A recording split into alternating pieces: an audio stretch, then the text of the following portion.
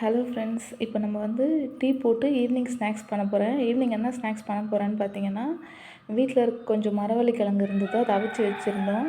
அந்த மரவள்ளி கிழங்க கொஞ்சம் டிஃப்ரெண்ட்டாக செய்யலாம் அப்படி சொல்லிட்டு அவிச்ச மரவள்ளி கிழங்கு, அது கூட கொஞ்சம் மைதா, கொஞ்சம் ரவை, கொஞ்சம் மிளகாய் பொடி, கொஞ்சமாக தேவையான அளவுக்கு சால்ட் இதெல்லாம் போட்டு நான் நல்லா பிசைஞ்சிக்கிறேன். ஃபஸ்ட்டு நல்லா கொஞ்சம் ஹார்டாக இருக்குது, வேக வச்ச கிழங்கு தான், பட் கொஞ்சம் ஹார்டாக இருக்குது.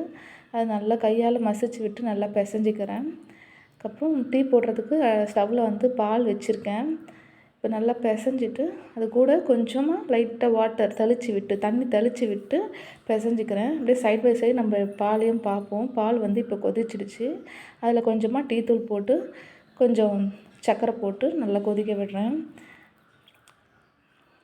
பாருங்கள், அதுக்குள்ளே சைட் பை சைட் நான் வெங்காயமும் பச்சை மிளகாவும் கட் பண்ணி வச்சுக்கிட்டேன். இந்த மாவு நல்லா பிசைஞ்சிட்டு அது கூட வெங்காயம் பச்சை மிளகாய் ரெண்டுத்தையும் போட்டு நல்லா கையை வச்சு மறுபடியும் நல்லா பிசைஞ்சு எடுத்துக்கிறேன். நல்லா பிசைஞ்சுக்கிட்டேன். சும்மா ஒரு ஸ்நாக்ஸ் நானே ட்ரை பண்ணி பார்த்தேன். சும்மா வெறும்னா கிழங்கு சாப்பிட எனக்கு அந்தளவுக்கு பிடிக்காது, அதனால் இந்த மாதிரி நானே ட்ரை பண்ணேன். அதுக்கப்புறம் அதை குட்டி குட்டி பால்ஸாக உருட்டிட்டு அதை வந்து கட்லெட் மாதிரி நான் சும்மா கையால் லைட்டாக ப்ரெஸ் பண்ணி ஒரு ஷேப் கொடுத்துட்டு அது மேலே வந்து ரவையை வச்சு லைட்டாக டிப் பண்ணி எடுத்துக்கிட்டேன். நல்லா கொஞ்சம் ரொம்ப ஹார்டாக இருந்தால் உள்ளே வேகாது, அதனால் நான் வந்து மைதா மாவு போட்டேன். உங்கள்கிட்ட வந்து மைதா மாவு இல்லைன்னா நீங்கள் கோதுமை மாவும் போட்டுக்கலாம்.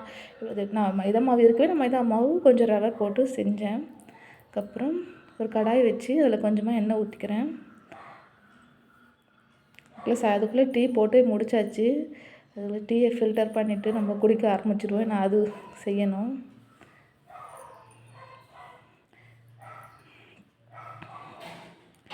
சுட சுட டீ ரெடி ஆகிடுச்சு. இப்போ அதுக்குள்ளே எண்ணெயும் காஞ்சிடுச்சு. நம்ம தட்டி எடுத்து வச்ச இந்த கிழங்க வந்து எண்ணெயில் வந்து போட்டு நல்லா திருப்பி எடுத்துக்கலாம். ஒரு லைட்டாக வெந்திருக்கு, நல்லா ஃப்ரை ஆகணும்.